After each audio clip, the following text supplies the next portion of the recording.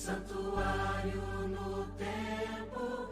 Quero te adorar como tu desejas, quero te servir como tu me pedes.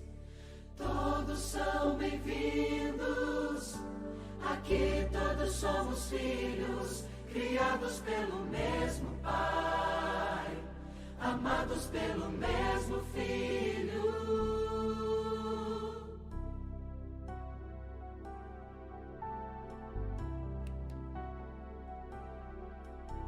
Depois de 6 dias, depois de criar a vida e ver que tudo era bom, e ver que tudo era bom, não ergueste um templo de pedra, não fundaste uma igreja para te adorar, Senhor, para te adorar, Senhor.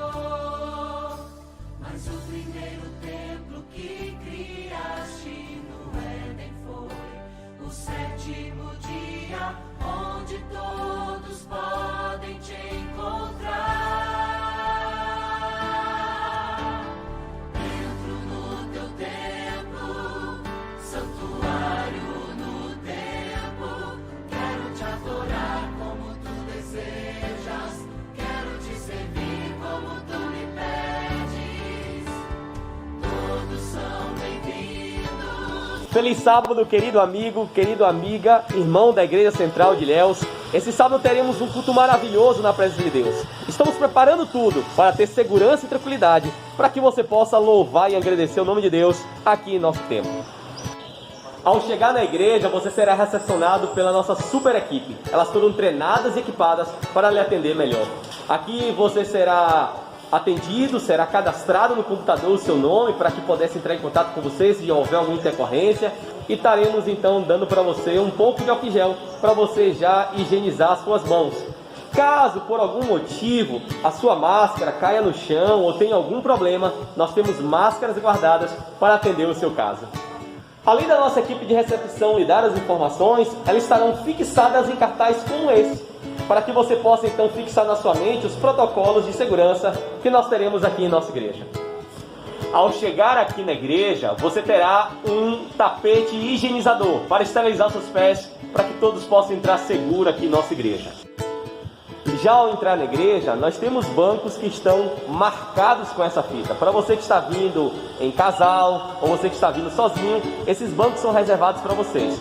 Agora, se você está vindo com família, nós temos os 6 primeiros bancos da igreja, que são reservados para as famílias que não têm marcação. Então, se está vindo em família, que moram sobre o mesmo teto, você então vai sentar nesses bancos.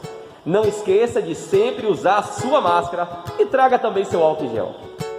Tudo isso para que a sua adoração seja segura e tranquila e que você tenha um sábado abençoado na presença de Deus. Não se esqueça que 1 Pedro capítulo 5, versículo 7 diz: Ele tem cuidado de vós. Um ótimo sábado para você e nos vemos aqui em nosso templo.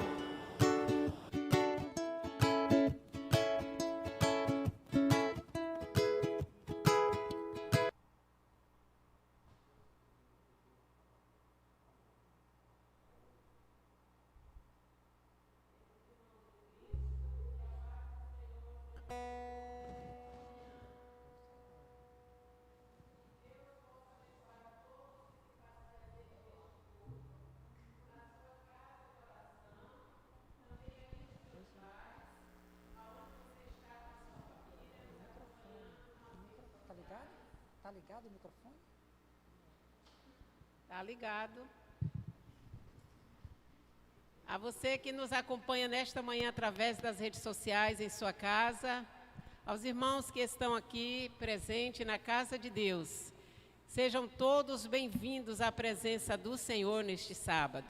Quero compartilhar com vocês os versos de Jeremias 40 e os versículos 28, que gosto muito, que diz: Não sabeis, não ouviste que o eterno Deus, o Senhor, o Criador dos fins da terra, nem se cansa e nem se fadiga?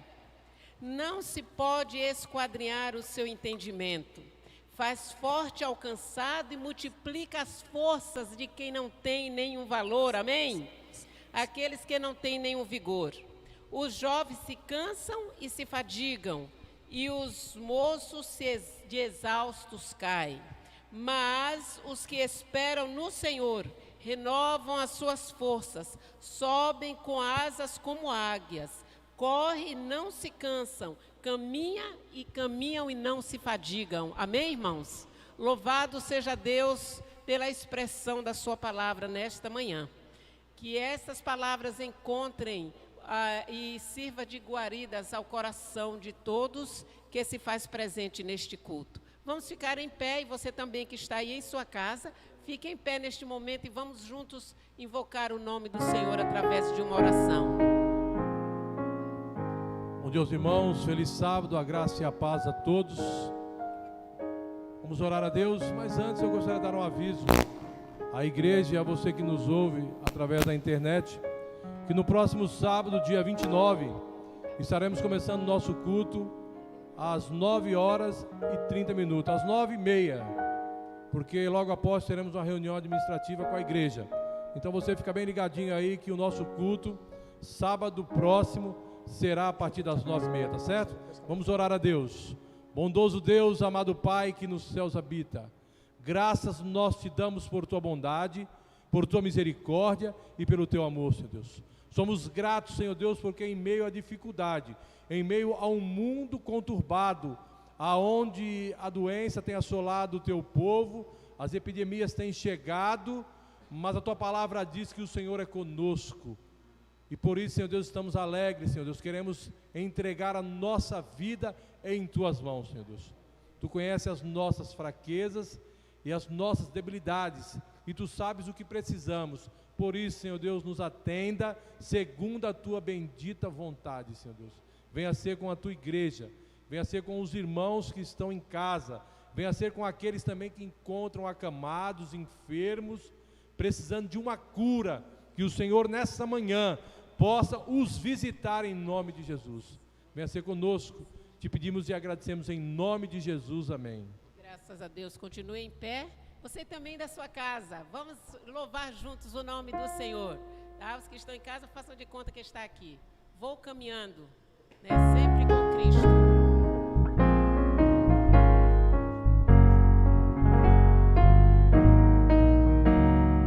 Vou caminhando sempre contente pela estrada rumo ao céu. Não tenho medo, vou confiante, pois Jesus comigo está.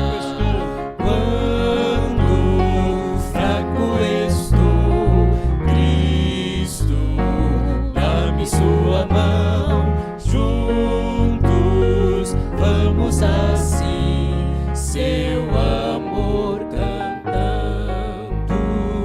Vou caminhando sempre contente pela estrada rumo ao céu. Não tenho medo, vou confiante, pois Jesus comigo está. Amém? E Pedro, no exato momento em que Jesus estava sendo crucificado, perguntou: para onde iremos? E Jesus disse: na casa de meu pai há muitas moradas, e eu vou e voltarei para vos levar para morar comigo mesmo. Então, meu irmão e minha irmã, lá no céu nós teremos a casa do nosso sonho, né? Haverá um grande dia onde juntos estaremos lá para convivermos eternamente com Deus. Aguardo o dia de emoção sem par, no qual terei um belíssimo lar entre colinas e vales formosos, onde se avista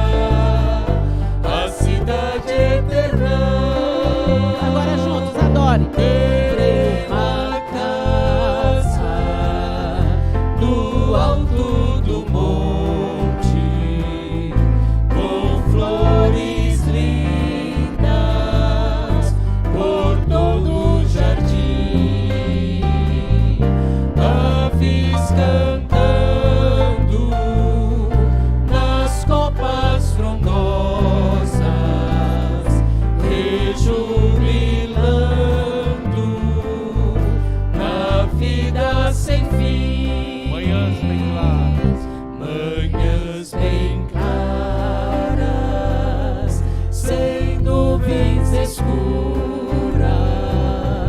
o sol radiante está sempre a brilhar. Animaizinhos, sem susto ou temores, entre crianças a correr e a brincar. Bem forte agora. Terei uma casa no alto do monte, com flores lindas por todo o jardim. Aves cantando nas copas frondosas, rejubilando a vida sem fim. Amém. Porque eu, Senhor, te tomo pela mão direita e te digo: não temas, porque eu sou Deus e eu te ajudo. Amém. Louvado seja Deus pela bela expressão da sua palavra nesta manhã.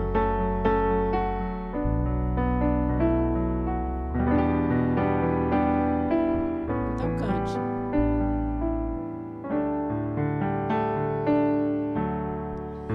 Em tuas mãos, em tuas mãos, quero, ó Deus, me colocar em tuas mãos. Vem mostrar-me, ó Senhor, teu carinho e teu amor. Meus temores vou depor em tuas mãos, em tuas mãos, em tuas mãos, em tuas mãos. Quero, ó Deus, me colocar em tuas mãos. Toma, pois, meu coração, ter minha vida em tuas mãos. Toma, pois, meu coração em tuas mãos. Amém. Podeis assentar. Agora nós teremos o Provai e Vede.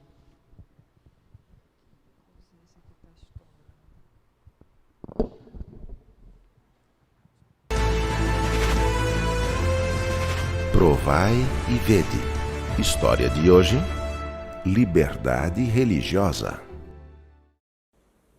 Sabe que, quando você me disse que estava fazendo uma pesquisa, a primeira coisa que eu pensei é que era sobre política.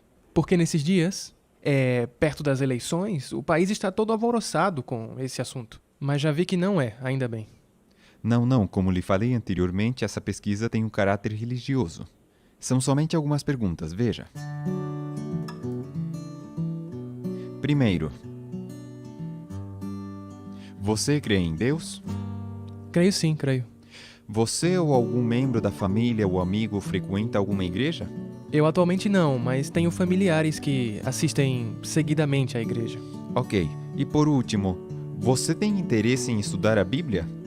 Sim, eu gostaria. Inclusive, há pouco tempo, me deram uma Bíblia de presente de aniversário. Mas como eu não tenho muita ideia de como se estuda, eu não sei muito disso, eu até estava buscando alguém que me ensinasse e agora vejo que tem uma oportunidade. Meu primeiro contato com a Igreja Adventista do Sétimo Dia foi assim.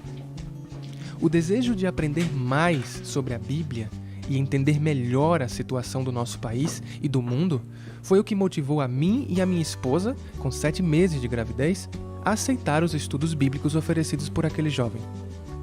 Ao investigar os textos que eram mencionados nos estudos bíblicos, eu me interessava cada vez mais por temas como o sábado, o estado dos mortos, a segunda vinda de Cristo e o espírito de profecia. Não demorou muito para que eu tivesse o privilégio de ser a primeira pessoa a ser batizada na nova igreja de Rocha. O batismo da minha esposa aconteceria alguns anos mais tarde. Eu trabalhava num banco privado do Uruguai e minha rotina de trabalho terminava obrigatoriamente todos os dias à noite, depois de fechar a contabilidade do banco. Principalmente às sextas-feiras, último dia de trabalho da semana. Com licença? Pode entrar. Então, fui falar com o gerente da agência para pedir autorização especial para sair na hora do pôr do sol de sexta. É que, recentemente, eu me batizei na Igreja Adventista do Sétimo Dia. Infelizmente, você vai ter que tomar uma decisão entre o seu trabalho e a igreja. Saí daquele lugar com muita tristeza e preocupação, porque o meu filho estava para nascer. E se eu fosse despedido por justa causa, por não comparecer ao trabalho, como eu poderia manter a minha família? Temos que ser testemunhas aos nossos vizinhos na nossa casa, na escola e no trabalho. No sábado, enquanto estava na igreja, notei que o tema do sermão daquela manhã era exatamente sobre a guarda do dia santo. Parecia que Deus estava impressionando mais uma vez o meu coração para que se mantivesse firme nos princípios bíblicos. Como disse Deus lá no Éden. Talvez a igreja pudesse escrever uma carta e o pastor pudesse ir comigo ao banco. E assim foi. Se o senhor está vindo por um aumento de salário, vou avisando que eu já rejeitei 2 petições hoje. Não é por isso que eu vim. Eu vim por outro motivo. Eu trouxe uma carta assinada pelas autoridades da minha igreja que explica que eu tenho liberdade religiosa, que na verdade todos têm. E, no meu caso, estou solicitando que vocês me liberem no sábado, ou seja, que respeitem o meu dia de repouso do pôr do sol da sexta ao pôr do sol de sábado. É essa a carta? Deixa eu ver. A carta solicitava o reconhecimento da liberdade religiosa. Eu não vejo impedimento para que você seja liberado, então vou assinar a carta. Hoje, depois de muitos anos, continuo desfrutando da minha liberdade religiosa. Amo a minha igreja e dou a minha vida por ela. Sempre colaboro com os departamentos e atualmente sou professor de escola sabatina e tesoureiro. Eu e minha família somos muito felizes por pertencer ao reino de Deus aqui na Terra. Apesar de surgir situações complicadas na nossa vida, ser fiel à palavra de Deus é sempre o melhor caminho. Provai e vede. E agora eu os convido para esse momento especial de adoração, através dos dízimos e das ofertas. Que Deus os abençoe.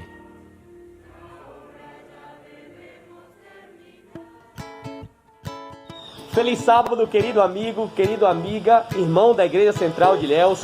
Esse sábado teremos um culto maravilhoso na presença de Deus. Estamos preparando tudo para ter segurança e tranquilidade, para que você possa louvar e agradecer o nome de Deus aqui em nosso templo. Ao chegar na igreja, você será recepcionado pela nossa super equipe. Elas foram treinadas e equipadas para lhe atender melhor. Aqui você será atendido, será cadastrado no computador o seu nome para que pudesse entrar em contato com você se houver alguma intercorrência. E estaremos então dando para você um pouco de álcool gel para você já higienizar as suas mãos. Caso por algum motivo a sua máscara caia no chão ou tenha algum problema, nós temos máscaras guardadas para atender o seu caso. Além da nossa equipe de recepção lhe dar as informações, elas estarão fixadas em cartazes como esse, para que você possa então fixar na sua mente os protocolos de segurança que nós teremos aqui em nossa igreja. Ao chegar aqui na igreja, você terá um tapete higienizador para esterilizar seus pés, para que todos possam entrar seguro aqui em nossa igreja. Já ao entrar na igreja, nós temos bancos que estão marcados com essa fita. Para você que está vindo em casal ou você que está vindo sozinho, esses bancos são reservados para vocês. Agora, se você está vindo com família, nós temos os 6 primeiros bancos da igreja, que são reservados para as famílias que não têm marcação. Então, se está vindo em família, que moram sobre o mesmo teto, você então vai sentar nesses bancos.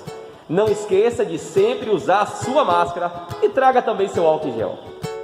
Tudo isso para que a sua adoração seja segura e tranquila, e que você tenha um sábado abençoado na presença de Deus. Não se esqueça que 1 Pedro capítulo 5, versículo 7 diz: Ele tem cuidado de vós. Um ótimo sábado para você e nos vemos aqui em nosso templo.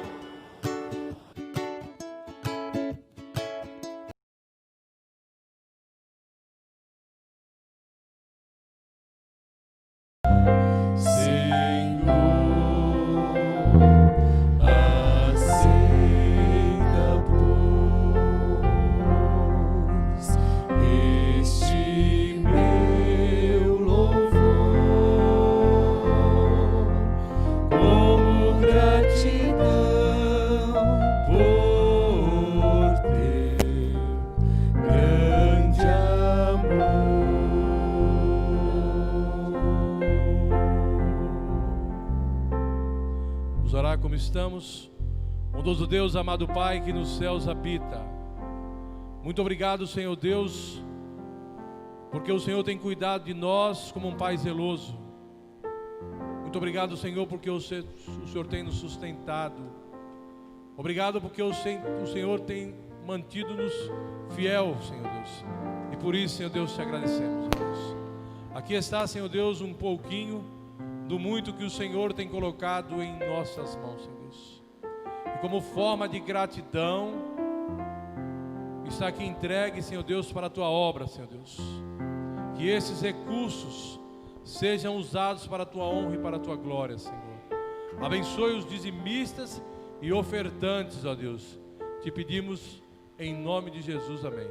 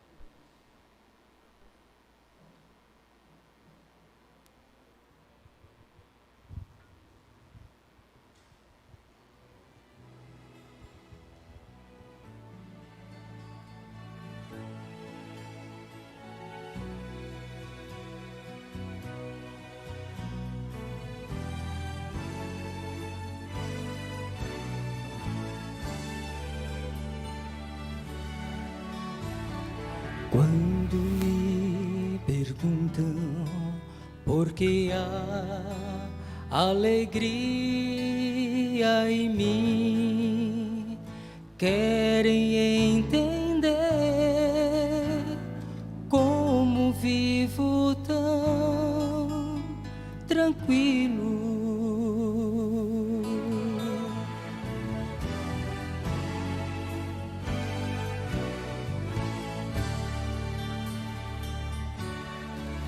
É que quando eu perco o caminho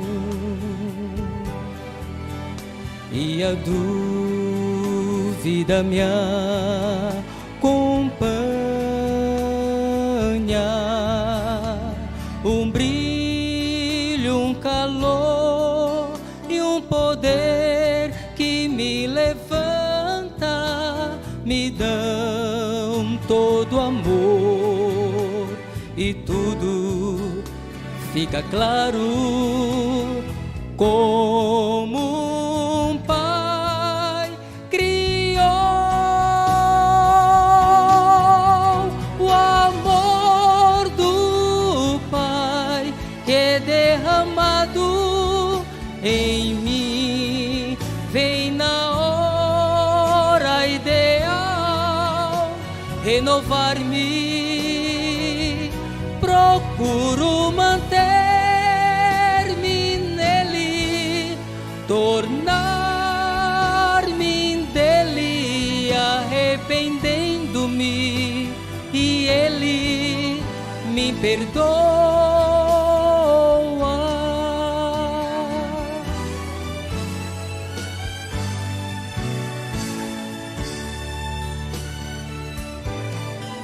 A vitória tenho com Ele quando eu me entrego inteiro. Um lar prometeu e eu terei vida eterna.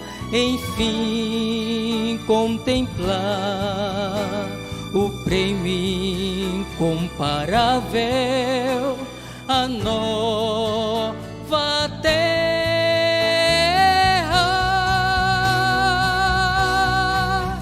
O amor do Pai que é derramado em mim vem na hora ideal renovar-me.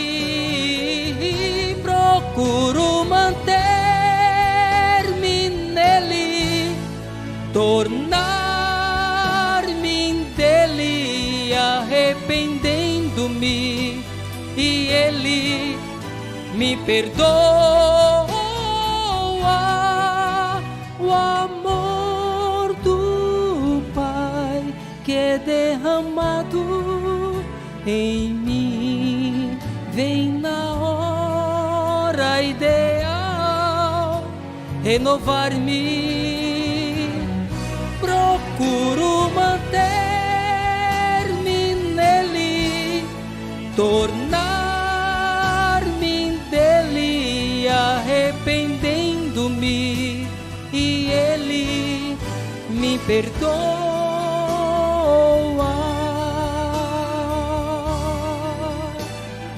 Quando me perguntam por que há alegria em mim, querem entender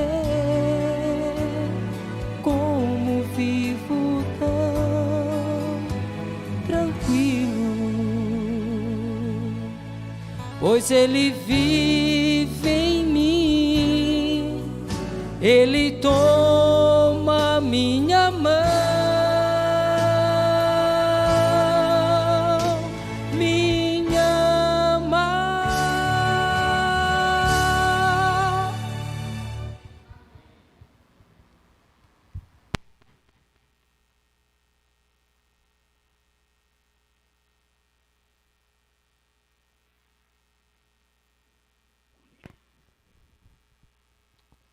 Feliz sábado a todos. Que bom poder estarmos de volta aqui no nosso culto presencial. A gente fica mais animado, né, Ruth? Fica mais alegre, os louvores é cantado com mais vozes, isso realmente alegra o nosso coração. E que bom que nós estamos aqui com todos os protocolos de segurança possíveis. A única falha que a gente tem é porque a gente está falando sem máscara. O certo era a gente falar com máscara. Porém, todas as pessoas que estão participando aqui na frente já tem a sua carta de alforria, né? Eu já tenho a minha. E já tem 14 pessoas que foram infectadas e, para a honra e glória de Deus, não tiveram nenhuma complicação, amém? Deus tem cuidado do seu povo e nós já estamos aí imunes. É bem verdade que existe uma possibilidade muito pequena da gente pegar, né? Os médicos não sabem se você pega de novo ou se o vírus estava ativo, ele reativa e se multiplica no corpo. Mas transmissão ainda não se sabe se existe essa possibilidade. É um vírus novo. Tudo que nós sabemos sobre ele existe apenas 6 meses, então estamos aí crescendo, tá bom? Nós estamos passando de maneira periódica e várias vezes o nosso vídeo educativo sobre a nossa igreja. Se você está em família e você vai ocupar mais de 2 ou 3 pessoas no banco, esses 6 primeiros bancos, 3 na direita e 3 na esquerda, são reservados para as famílias. Então, se você vem com família, com 3, 4 pessoas, esses bancos são reservados para você. Então, uma família pode ocupar um banco desse tranquilo. Os bancos do fundo, você percebe que tem uma fita, não é isso? Tem uma fita aí, e aí essa fita quer dizer que esse banco não pode ser para família, é apenas para pessoas individuais ou no máximo um casal. Um casal em uma ponta e um casal no outro. Não tem problema, pode ficar aí, a igreja está bem vazia, mas próximo sábado é reunião administrativa. A nossa igreja, com todas essas qualidades de protocolo, tem a capacidade para 40 pessoas. Tem 20 e poucos lá nos individuais e, somando tudo aqui, deu 40 pessoas, assim, de maneira bem segura. Então, nós precisamos estar nos habituando a esses protocolos, para que nos próximos cultos, cada dia mais, a gente fique melhor, tá bom? Se a gente higienizar as mãos, a gente higienizar os pés ali no tapete que foram colocados. Próximo sábado, então, teremos a pistolinha para medir a temperatura. E se você usar máscara, não há nenhuma possibilidade, é muito rara, de transmissão. O especialista diz que quando você usa máscara, e se você tiver com o vírus, você transmite apenas 20% de partículas. Logo, se o outro também está usando máscara, dessas 20%, ainda vai tirar 80% das partículas. E se você pega essa carga viral tão pouca, na verdade é uma vacina, porque você vai criar anticorpos contra o vírus, tá bom? Então a gente sempre vai estar passando essas orientações para que você possa estar aí bem seguro. Sábado que vem, então, nós começamos o nosso culto às 9h30.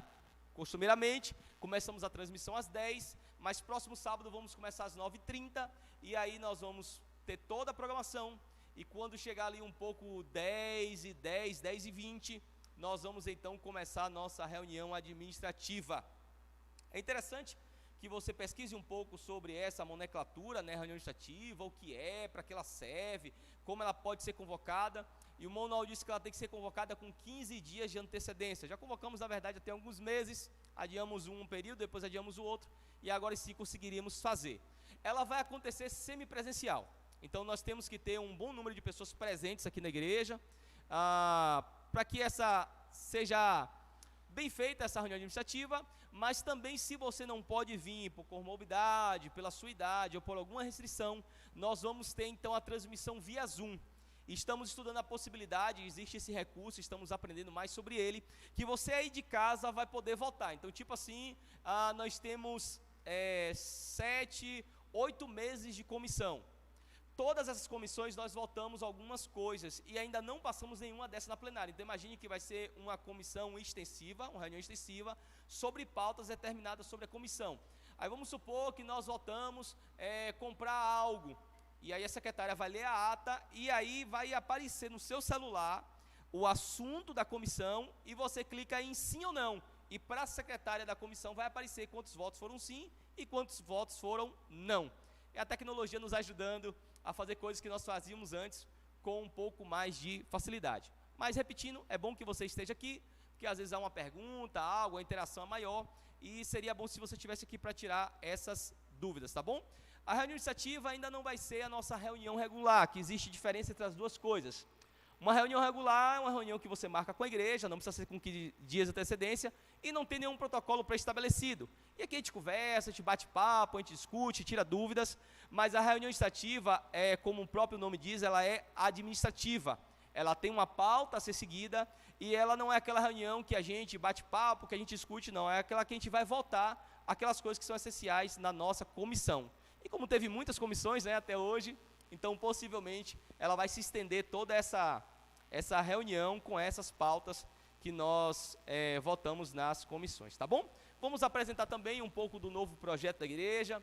Aí está aí a equipe de reforma e construção, então por isso que a igreja ainda continua com algumas coisas que nós queríamos melhorar, mas vamos segurar um pouquinho, porque tem uma reforma que está chegando aí.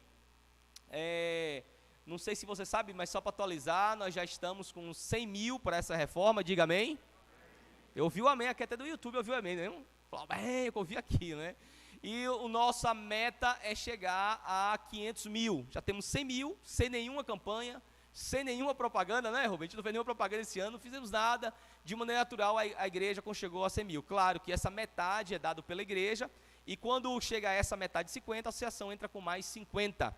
Agora, próximo ano, aí sim terá que ter uma campanha, porque a nossa meta é chegar aos 200 mil, porque quando chegarmos aos 200 mil, a associação, né, vai entrar com mais 200 mil, e fechamos aí os 500 mil para a nossa reforma. O projeto está maravilhoso.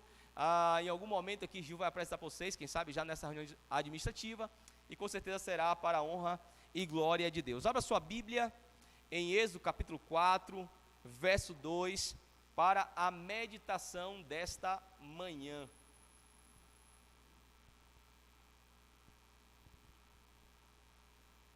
Êxodo capítulo 4, versículo 2. Não sei se seus pais faziam essa brincadeira com você. Quando vinha do mercado, principalmente, né, a gente que tinha algumas limitações financeiras, temos ainda algumas, mas na nossa infância eram muitas limitações. E nossos pais, quando iam para o mercado, aí ele trazia alguma novidade, né? Era um lanche Mirabel. Você já comeu lanche Mirabel? Quando já comeu lanche Mirabel aqui? Quem é mais velho aqui, igual eu, já comeu lanche Mirabel, né? Era um biscoito recheado, era uma besteirinha assim que não tinha de maneira corriqueira. Era a feira de mês que vinha essas coisas. Então imagine que eram muitas limitações. Ou passava ali na feira, minha mãe principalmente quando viajava, né? A minha avó quando viajava, aí passava naquelas rodoviárias de Ubatã, de Ubaitaba, aí tinha aqueles biscoitos de goma, aquele negócio de polvilho, aí sabia que quando ela viajava, ela trazia alguma coisa. Aquele sonho de rodoviária, que é um sonho bem assim, sabe? Dormido de 5, 6 dias, aqueles quibes, o melhor quibe é o quibe de rodoviária, né? Não sei se concorda comigo, aquele de 5, 6 dias, sabe? O tempero já grudou bastante ali. E ela colocava a sacola, algo assim atrás, e perguntava assim: adivinha o que eu tenho aqui na minha mão? Não era assim? Te dizia, um quibe, um biscoito recheado, é um brinquedo, um carro. E meu irmão desenvolveu uma técnica que ele acertava todas as vezes. Todas as vezes que se perguntava o que tinha nas mãos, ele acertava. Era incrível. A gente foi crescendo, deixou de ser mais bestinha, né? Meu irmão é o mais esperto, assim, dos 3 irmãos, né? Quando eu falo esperto, quer dizer também danado, né? E se seu filho é danado, diga glória a Deus, né? Porque ele é um cara esperto, ele é o cara que quer conhecer as coisas. E, diga-se passagem, nós destruímos a criatividade dos nossos filhos quando ele é mais, assim, ativo, e a gente pensa que o filho é danado, que não sei o quê. Não, eles apenas são espertos. E meu irmão é um cara, assim, esperto. E quando alguém perguntava, adivinha o que eu tenho na minha mão, ele respondia, dedos. Então ele acertava todas as vezes que se perguntava no que tinha na mão, né? E bem gaiato, e ele acertava bastante. E um dia Deus perguntou isso para Moisés. Claro que a pergunta foi um pouco diferente, mas Êxodo capítulo 4, verso 2, tem exatamente essa pergunta. Eu queria convidar você que está aqui na igreja, você que está no YouTube, para curvar suas frontes e falarmos com Deus.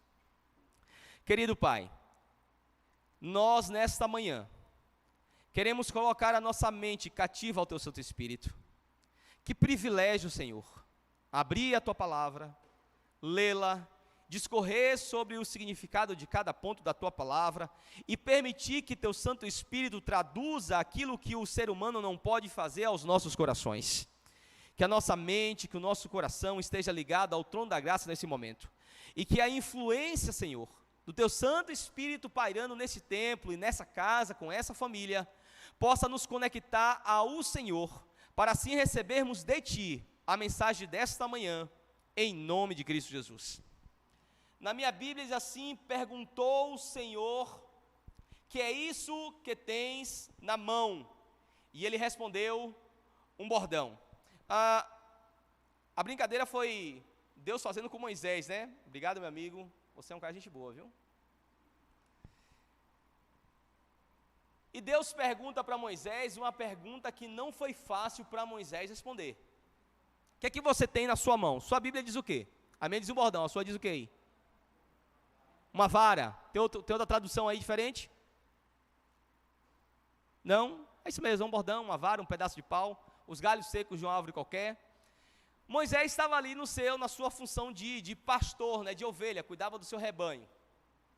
Mas essa pergunta, ela é uma pergunta muito reflexiva para Moisés, porque Moisés, alguns anos antes, ele tinha muito mais que um pedaço de pau nas suas mãos. Nós lembramos da história, as crianças foram perseguidas ali para morrer, Moisés foi colocado no rio Nilo, e os egípcios acreditavam no deus Rapi, que era o Nilo, e as princesas, quando tomavam banho no seu palácio, elas percebem esse deus, pelo menos na mentalidade egípcia, o deus Rapi, trazendo um presente, em um cesto de junco. A palavra junco é papiro, papiro e junco são as mesmas coisas. E ali chega aquela criança, naquele cesto de junco e betume, e ao tomar banho a princesa vê um choro, e ela pega aquela criança, como se fosse um presente do deus Rapi, um presente dos deuses, e ela adota aquela criança. E Moisés agora, ele seria o sucessor do trono.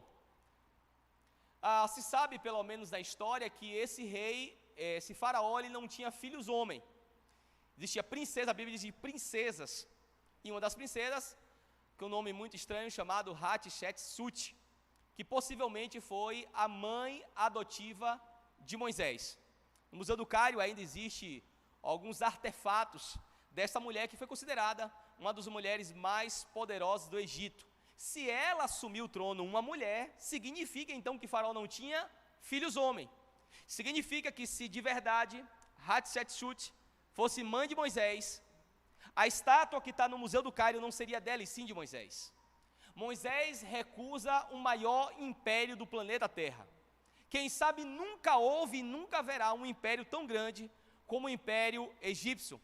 Essa cultura é tão forte que ainda a nossa tecnologia atual é influenciada pela tecnologia egípcia. Ela é tão forte que há uma migração da ciência chamada egipciologia para estudar a cultura egípcia.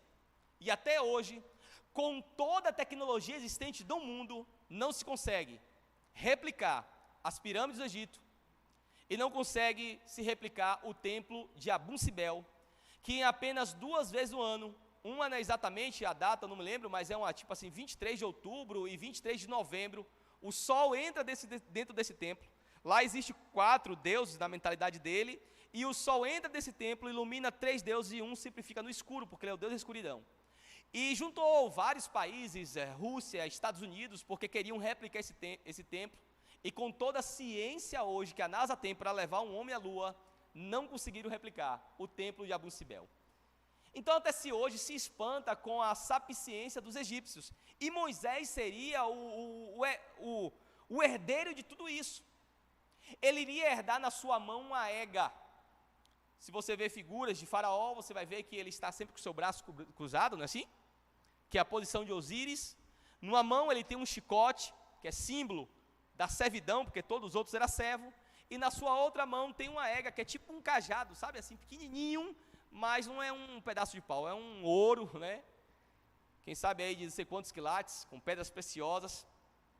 E essa ega era símbolo do poderio, da divindade, e o faraó era simplesmente inerrante. Com aquela ega ele podia dizer, você está morto, você vai viver, você vai morrer daqui a 10 anos, todos os meus soldados vão morrer comigo. E era muito comum, quando se colocava no sarcófago, um faraó que matava todos os seus grandes heróis de guerra, porque se acreditava que ao ressuscitar, ele iria ressuscitar também os seus súditos. Então imagine o poder que tinha Faraó. E Moisés se abdica de toda essa riqueza, de todo esse glamour, de toda essa fama, de todo esse poder, para estar no meio do deserto, experimentando algo sobrenatural, a sarça ardente. Era uma sarça, uma planta que não se serve praticamente para nada. Não era um coqueiro que a gente tem aqui em Ilhéus, né, que você vai lá, tira a água do coco, você bebe, come coco. Não era uma mangueira, não era uma videira, era uma sarça. No ambiente de deserto, a palavra deserto quer dizer que não tem nada. Então a única coisa que Moisés tinha era a roupa do corpo, quem sabe umas ovelhinhas que já estavam morrendo de fome, e na mão ele só tinha um pedaço de pau. E a pergunta de Deus, quem sabe Moisés, quando olhou para a sua mão, quem sabe aquele nozinho na garganta, sabe? Hoje eu tenho um pedaço de pau, mas antes... Mas Moisés, ele tinha um relacionamento muito, muito íntimo com Deus. E a despeito do que ele perdeu, ele tinha muita certeza do que ele haveria de ganhar no mundo por vir. E essa pergunta mostra que nós não precisamos de muita coisa para fazer algo para Deus. Quando Deus nos chama, quem sabe ele faz a mesma pergunta. Alessandro, o que é que você tem em sua mão? Del, o que é que você tem em sua mão? Júnior, o que é que você tem em sua mão? Maísco, o que é que você tem em sua mão? Você em casa, o que é que você tem na sua mão? Ah, pastor, não tenho nada na minha mão, sabe, eu sou uma pessoa que não tenho nada. É com esse nada que Deus vai te usar em nome de Cristo Jesus. O versículo 3 discorre um pouco mais a história, dizendo, então lhe disse, lança-o na terra. Você só tem isso, um pedaço de pau? Beleza, joga fora ele. Ele o lançou na terra, e o bordão virou em uma serpente. Não sei se você sabe, mas as serpentes mais venenosas que existem estão exatamente naquela região desértica. Porque são serpentes que ao passar do ano precisou desenvolver uma alta capacidade letal, porque ela não pode errar. Deserto não tem animal. Passou um, errou, acabou, vai morrer de fome. E ela precisou desenvolver, né? Então ela não come com frequência, então o veneno é sempre acumulado. Por exemplo, há uma serpente no deserto chamada taipã. É uma serpente tão letal que ela é capaz de matar um homem em apenas 45 minutos. Não existe nessa região, nos prontuários médicos, alguém que sobreviveu a essa serpente. Porque imagine você que no deserto não é uma coisa pequena, e atravessar um deserto em 45 minutos é muito complicado. É fatal. Alguns dizem que o veneno de uma picada é capaz de matar até 100 homens. E em média 250 mil ratos. Então é simplesmente fatal o veneno dessa serpente. Nós vimos recentemente de alguns traficantes, né, de animais selváticos, e um garoto que estudava, acho que veterinária ou medicina veterinária, né, ele foi picado por uma naja, né, e aí sabe que tem muitos problemas, então porque essa serpente são comuns nessa região. Então as piores possíveis estão lá. A naja de óculos, que pode cuspir o seu veneno a mais de 3 metros de distância. Então ela não precisa nem picar a sua vítima, ela apenas joga o veneno, matou. Alguém aqui gosta de cobra? A Raquel balançou a cabeça, acho que só eu e a Raquel aqui gosta de cobra, né? Esse medo me traz um fascínio, eu confesso com vocês. Aqui tem um serpentário na CEPLAC, que sempre quando eu tinha oportunidade eu ia visitá-lo. Já tive um sonho de criar uma serpente em casa, mas fiquei sabendo que isso é legal, isso não pode existir, né? E eu gosto das serpentes, né? Acho que esse negócio de desbravador, de mata. No último acampamento que eu fui com o meu clube lá em Esplanada, a gente, de maneira assim, bem errada, nós acampamos em ninho de serpentes. Imagine, o dono da fazenda era um irmão, né, bem abastado lá, financeiramente, tinha uma fazenda muito grande. Ele falou, não, pastor, pode ali, aquele pasto ali, tudo tranquilo, aqui não tem cobra, não tem escorpião, não tem nada.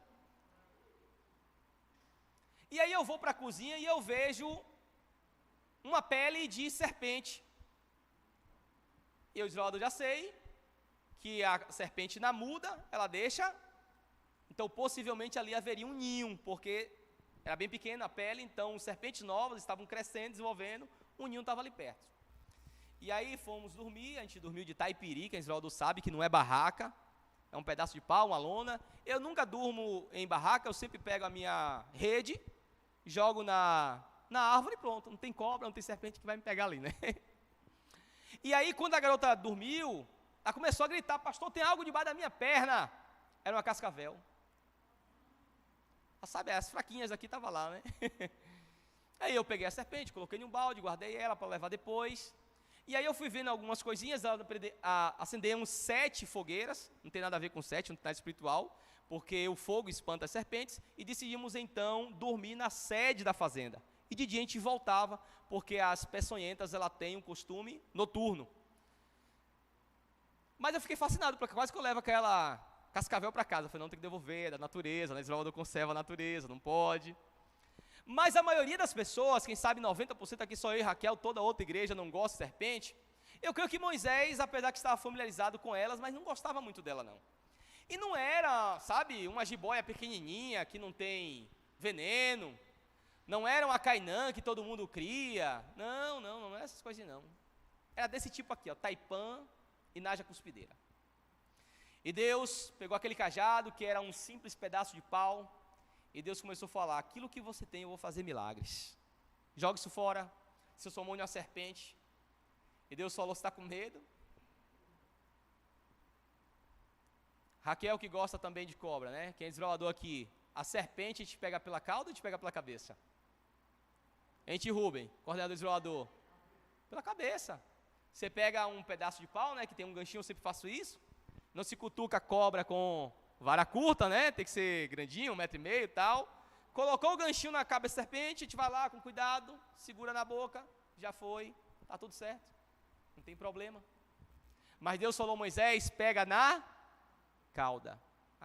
E Israel não pegava não. Podia ser coordenador, podia ser líder master avançado. Não pegava não. Porque não era qualquer serpente. É desse nível que a gente está falando aqui. E Moisés então pega naquela serpente, e aquela serpente se transforma novamente em seu cajado. Havia o medo do animal em si, mas o medo da representatividade que era aquele animal. A serpente é o animal mais difundido na cultura egípcia sobre a divindade. Havia pelo menos 3 deuses que era representado pelo deus serpente, né, que tinha um formato serpente. O primeiro era o deus Ra, era o deus absoluto, o deus do sol, o deus que criou todas as coisas. A segunda era, Ra pode também ser Atom, que é aquele que cria todas as coisas. O deus Ra também era o deus do mundo inferior, em alguma dinastia do Egito, que ele devorava as almas, ele decidia quem ia para o mundo inferior e quem ia para o céu, né, na cultura egípcia. Então imagine que para Moisés enfrentar aquela serpente, também ele enfrentaria os deuses do Egito. Também a deusa Hadjit, que era uma deusa serpente, que era considerada a esposa do deus Rapi, desse culturalmente Deus que levou Moisés do Nilo para as suas princesas. E também era considerada a deusa da fertilidade. Então olha como os egípcios acreditavam nesse Deus. Moisés, ele veio do deus Rapi, o deus Nilo. E Hadjit era a deusa parteira, que dava fertilidade para as mães, tivesse os seus filhos e não morresse. Diga-se de passagem, na literatura egípcia, há muita probabilidade de um filho egípcio nascer morto. E eles aprenderam com os hebreus a fazer parto, porque eles não conheciam nada sobre parto.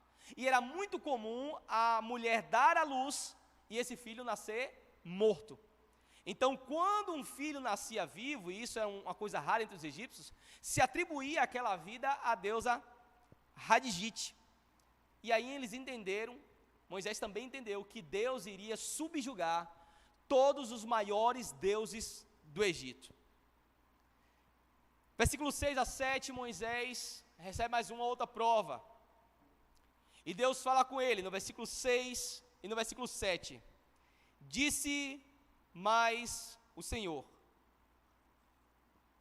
mete agora a tua mão no peito. E ele o fez. E tirando-a, eis que a mão estava leprosa, branca como a neve. Disse ainda o Senhor: torna a meter a mão no peito, e ele a meteu no peito, e novamente quando a tirou, eis que se havia tornado como o restante da sua carne. Há claro o medo da lepra naquela época.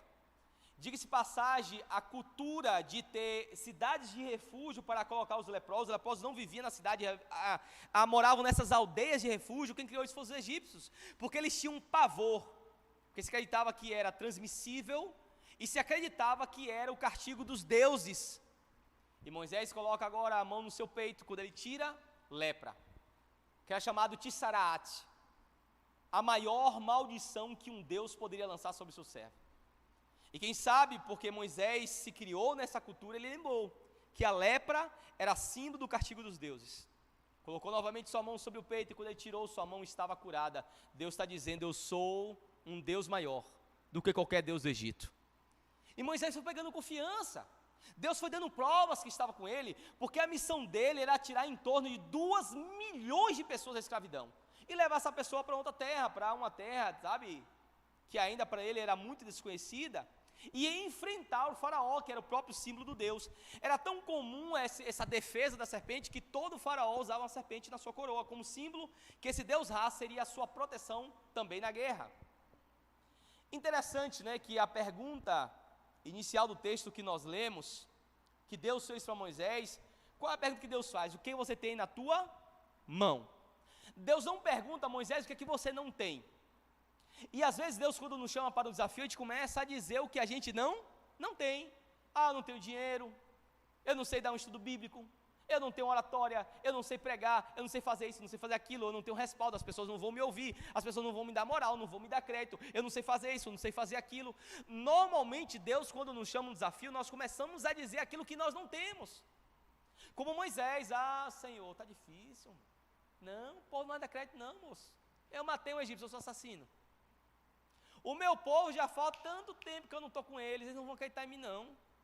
Tu acha, Senhor, que eu, um pé rapado, um Zé Ninguém, um assassino, faraó quer me matar, que eu vou chegar lá e tirar todo mundo? Não vai dar certo. Mas Moisés, é o que eu te mostrei. Não, Senhor, eu sou pesado de língua, sabe, eu não sei falar direito. Eu sou meio gago, né? E eu falava, que não vai dar certo. Há duas traduções, né? Apesar de língua, porque ele tinha algum problema na sua fala, mas a melhor entendimento e interpretação sobre esse texto é que ele não dominava mais a língua egípcia, de passagem é uma língua muito complicada. E ele começou a colocar o que ele não tem. Deus, queridos, ele não está nem aí. Ele está pouco se lixando o que você não tem. Porque quando ele nos chama para fazer algo, ele vai completar aquilo que nós não temos.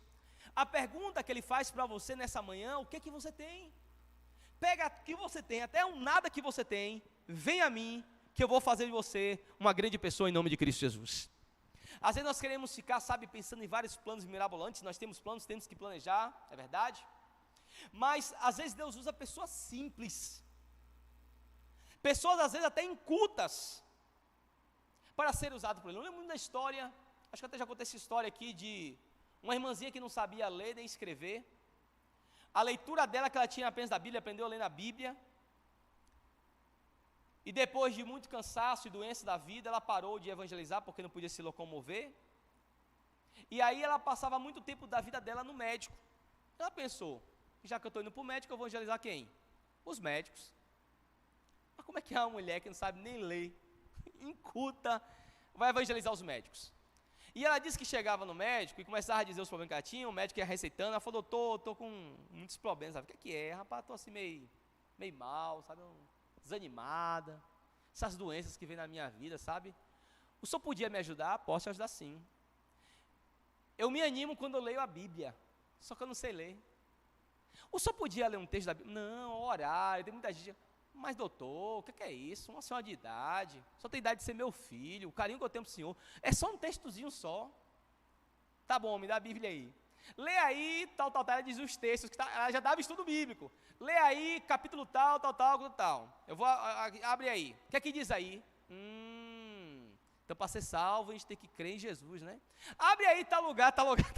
E ela dando estudo bíblico assim na consulta. E mais de 12 médicos foram batizados através da influência dessa irmã. O que é que você tem?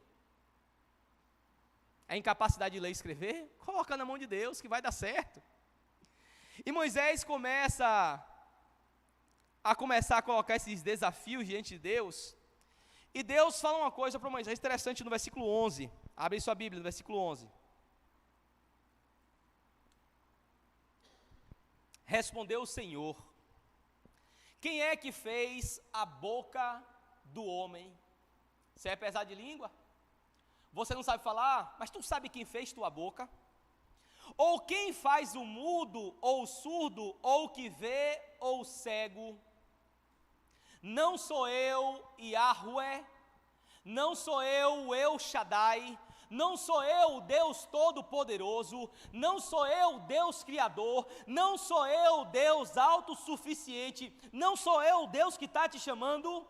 Então para de dar desculpa. Quando você, Del, quer chamar a Jeane para uma jantar, você fala, Jeane, hoje a gente vai jantar fora. Aí a gente fica feliz da vida, né?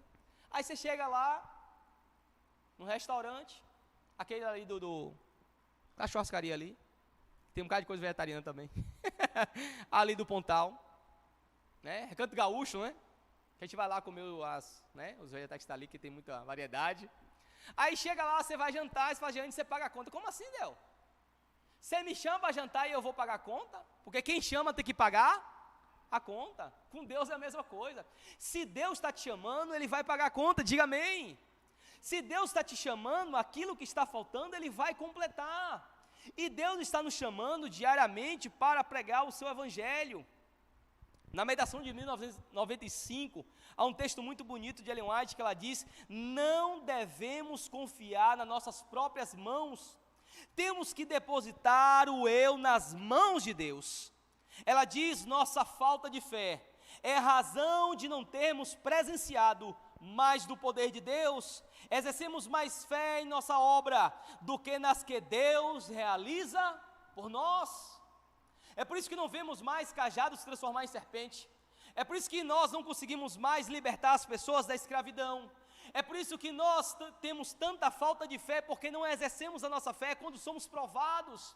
Moisés não tinha nada, era um errante do deserto com um pedaço de pau, mas Deus fez dele um grande homem. Diga-se passagem, um antítipo de Cristo, como libertador, como servo, como aquele que conduz, aquele que leva para a terra prometida. E Moisés foi para os mundos não caídos e para essa humanidade, para nós hoje, um tipo de Cristo, um libertador, um salvador. Por isso que Deus o tomou para si, o seu corpo não foi achado entre nós, porque se seu corpo ainda estivesse entre nós, ele seria considerado um Deus entre os mais fanáticos. Um pedaço de pau na mão de Moisés se transformou em uma serpente. Na mão dele era apenas um pedaço de pau, mas na mão de Deus se transformou em uma serpente. Abriu o mar vermelho, tocou no Deus Rapi e transformou o Deus Rapi, que é o Deus Nilo, em sangue. Tocou em uma rocha e saiu água da rocha. Guiou um povo, e quando ele levantava aquele cajado, o povo prevalecia na guerra. Quando aquele cajado descia, o povo perdia. Um punhado de farinha e azeite na mão de uma mulher, ela ia comer com seu filho naquela noite e eles iriam morrer. Mas um punhado de azeite, por mais pouco que seja, podendo caber em uma mão, de farinha e de azeite, na mão de Deus, alimentou a viúva, o seu filho e o profeta, mas alimentou aquela casa por toda a vida daquela viúva.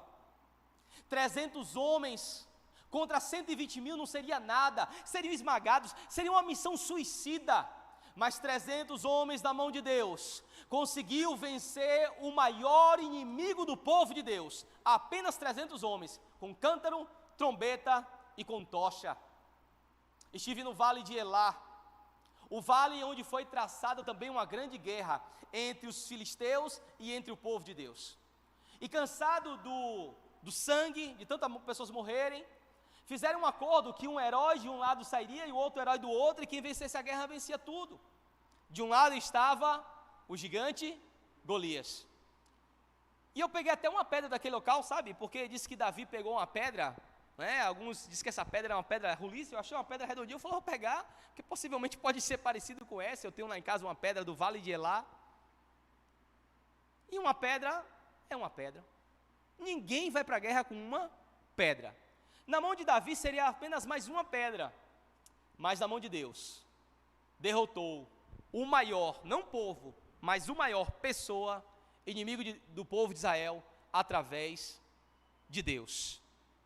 E nós percebemos várias histórias da Bíblia, onde Deus foi o personagem principal, e aquele que ele chamou com tantos parcos recursos, colocaram na mão de Deus, e Deus conseguiu multiplicar os recursos, Deus conseguiu dar força, poder, e fez milagre.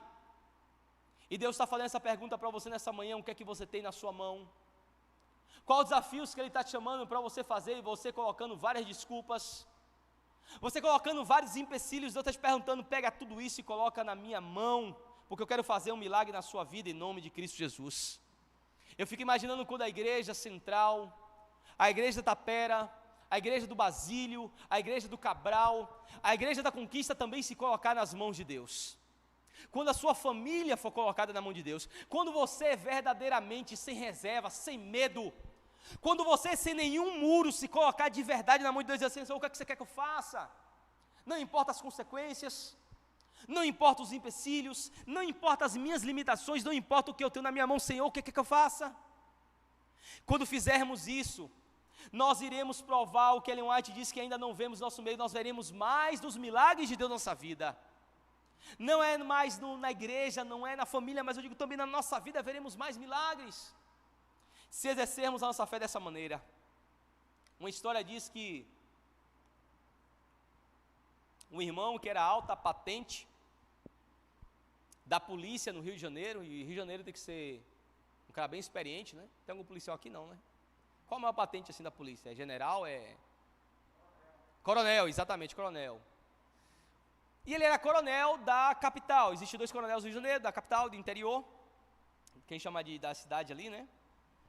E ele chamou o pastor para dar um estudo bíblico. Pastor, nós temos um estudo, essa pessoa é o coronel do interior, da capital, e como você sabe, todo militar, ele tem um horário militar, né? 9 horas, 10 horas, 10 horas. Porque todo militar, ele é bem rigoroso nas suas regras. E se ele tem uma instância um pouco mais criterioso disso, ainda mais. Ele diz, olha, se a gente marcou 3 horas, chegar 3h05, ele não vai querer o estudo. E uma pessoa muito culta, estou chegando na igreja agora, o senhor conhece mais que eu, e eu queria que o senhor me ajudasse a estudar. Tá bom, vamos lá. E aí o pastor, como sempre, se atrasa, né? É incrível como os pastores se atrasam, né?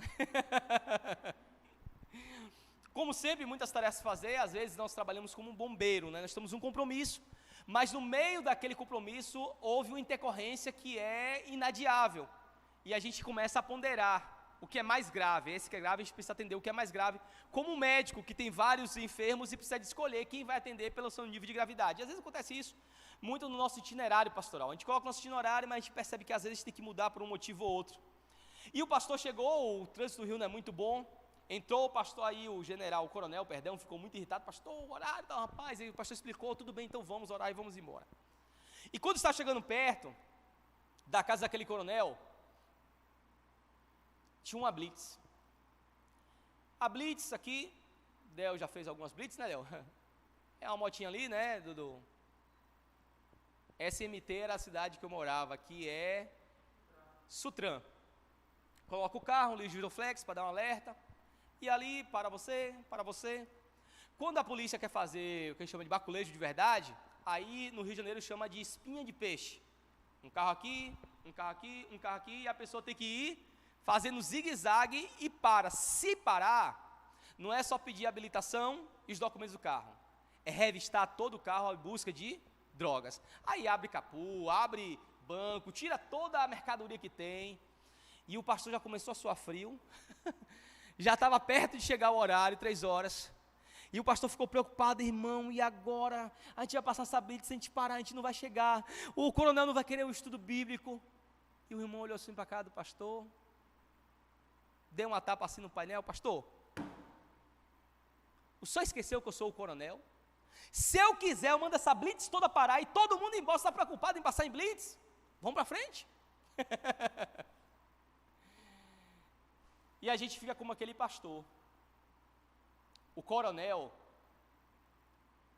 de toda a horte celestial está ao nosso lado, diga amém. Ele está conosco.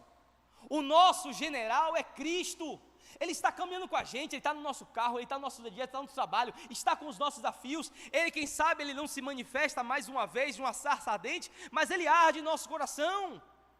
E Ele está com a gente, Ele está com medo dos pratos rasos desse mundo. Não devemos temer o inimigo, não devemos temer as pessoas, não devemos temer nada nesse mundo, porque o coronel está com a gente, e se Ele quiser, Ele manda parar tudo.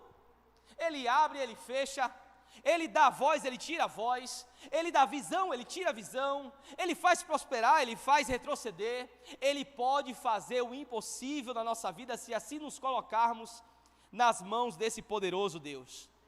E como diz Eclesiastes capítulo 9, versículo 1, no final do texto, diz assim: resolvi todas essas coisas no meu coração, para claramente entender tudo isso. Antes de terminar o texto, eu queria chamar a Maílson, que vai cantar aqui uma música especial. Então resolvi todas essas coisas no meu coração, para claramente entender, irmão, olha aqui para mim agora, entenda o que Deus está dizendo para você nesta manhã, para claramente eu entender tudo isso, de tudo que você viu, entenda o que Deus está te falando, um sermão em uma palavra, quem está com a Bíblia aberta, repete comigo, que quem? Os justos e os sábios, e as suas obras estão aonde, irmãos? Nas mãos de Deus, diga amém. Nós estamos nas mãos de Deus, todos nós estamos nas mãos de Deus.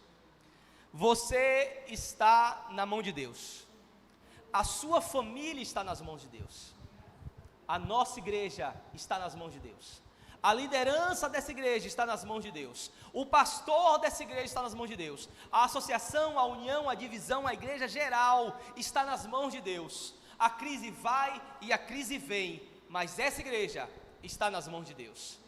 Quantos nessa manhã gostaria de se colocar na mão desse poderoso Deus? Levanta a sua mão e diga amém. Você aí em casa, você também, levanta sua mão e diga amém. Louvado seja Deus. Enquanto o Maílson canta essa música especial, reforce a sua crença em Deus. Reforce a sua crença no Deus de Moisés, no Deus de Davi, no Deus de Gideão, no Deus daquela viúva de Serepta e todas as outras histórias que temos da Bíblia para renovar nossa fé. E que sua fé seja crescida em nome de Cristo Jesus.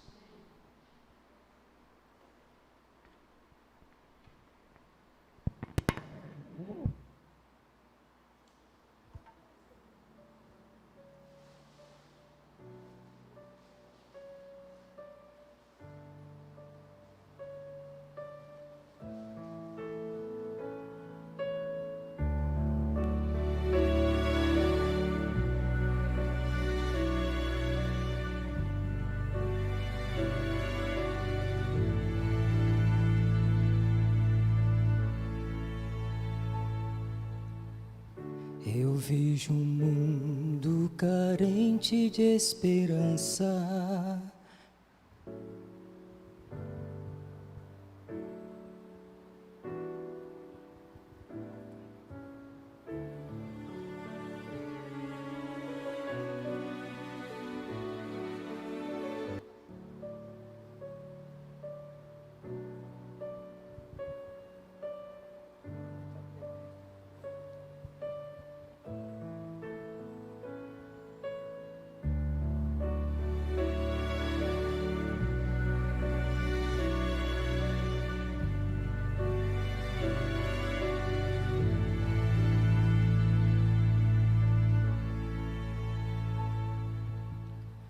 Eu vejo um mundo carente de esperança. Eu vejo a vida perdendo seu valor. O mundo em que a maldade e o terror promovem guerras e mortes. Não é possível viver sem esperança, sem a certeza do amanhã. Mas sei que à frente dessa guerra existe um rei, e ele já venceu na cruz. Eu sei que em breve verei meu Salvador vindo nas nuvens me encontrar, e a esperança que um dia eu sonhei vai estar sorrindo para mim. Eu creio em Deus, meu Senhor e Rei.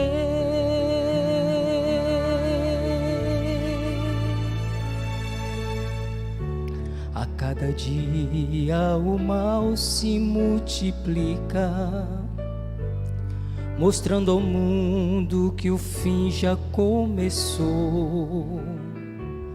A dor, a fome, a miséria e o sofrer revela a imagem do pecado. Mas o amor de meu Deus é esperança de um majestoso alvorecer. Me traz a paz e a certeza do amanhã. Um novo sol irá nascer. Eu sei que em breve verei meu Salvador vindo nas nuvens me encontrar. E a esperança que um dia eu sonhei vai estar sorrindo para mim. Eu creio em Deus, meu Senhor e Rei.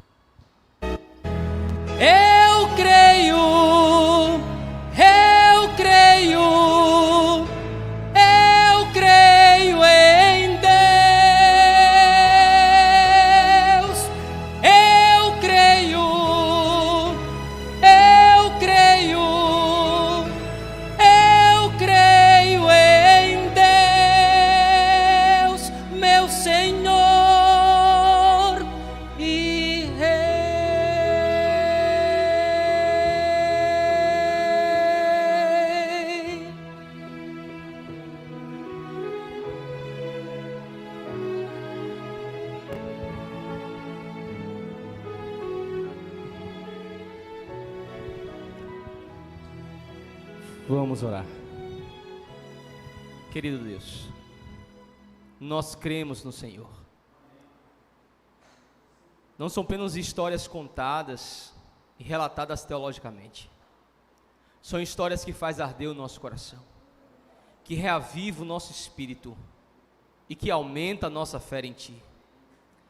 E nos faz, Senhor, a cada dia viver pela fé, crendo que o general, o coronel das hortes celestiais, está conosco para todos os desafios dessa vida, principalmente para aqueles desafios que Tu nos chama e nos sentimos tão incapacitados. Quantas vezes nos fomos colocados, Senhor, em alguns desafios, quer seja missionários, quer seja de crescimento na vida, e nós olhamos para nós e vemos incapacidade.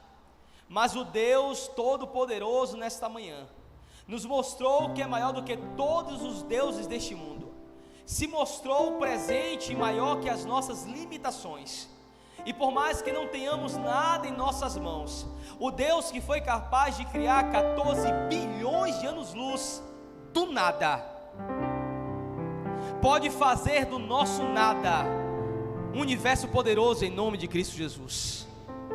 Se alguém, Senhor, nessa manhã está em casa ou está aqui na igreja, se sente desanimado, se sente aflito, se sente, Senhor, desanimado pelo futuro que o espera, ou pelo presente que se apresenta, aonde ele não vê solução, não vê saída, e olha para suas mãos e vê uma conta bancária negativa, olha para sua despensa e vê pouco alimento, ele olha para o seu casamento e não vê solução de uma restauração, ele olha para os seus filhos, e quanto mais ele ora, os seus filhos estão se afastando de Deus, que ele possa entregar os filhos, o casamento, a sua despensa, a sua conta bancária e sua vida completa na mão daquele poderoso Deus. Porque o sábio Salomão disse que o justo, seus caminhos e as suas obras, todas elas estão sob tuas mãos, e que possamos crer dessa maneira, quando formos desafiados, quando formos provados no deserto, quando as serpentes foram colocadas em nossa vida, nós possamos olhar para aquela serpente que foi hasteada no deserto como símbolo de Cristo Jesus, e todos que olharam para aquela serpente foram curados. Nós queremos te enxergar nessa manhã, queremos olhar para Ti hasteado na cruz do Calvário, e que as nossas feridas da alma possa ser curado nesta manhã pelo poder que há em Cristo Jesus. Nos renova, Senhor, nos batiza com Teu Santo Espírito, renova a nossa fé, renova o nosso compromisso, renova a nossa aliança do batismo contigo. E se alguém, Senhor, que está nos ouvindo, que ainda não tomou a decisão de ser batizado em nome do Pai, do Filho e do Espírito Santo, que ele possa entender que essa entrega é uma entrega nas mãos do poderoso Deus. Toma nossa vida em Tuas mãos, e nesse período da primavera, aonde o povo sai para a guerra, que não possamos, Senhor, colocar o desculpa da pandemia, porque as pessoas estão sedentas de ouvir a Tua palavra, que possamos usar o nosso Instagram, o nosso TikTok, o nosso WhatsApp, possamos usar o telefone, possamos usar a nossa influência, para levar pessoas para conhecer a maravilhosa luz de Cristo Jesus. Toma a nossa igreja em Tuas mãos, e desde já abençoa a reunião que vamos ter no próximo sábado às 9h30 da manhã, para que possamos culminar a nossa parte administrativa, para assim avançarmos em todos os nossos sonhos, em nome de Cristo Jesus. Que Deus te abençoe, e que você vá para casa sabendo que o general está contigo, e que você tenha um sábado poderoso na presença de Deus. Amém. Enquanto os diáconos e diaconisa organizam a saída da igreja, vamos sair daqui adorando a Deus, pedindo a Ele que permaneça em nós. Amém.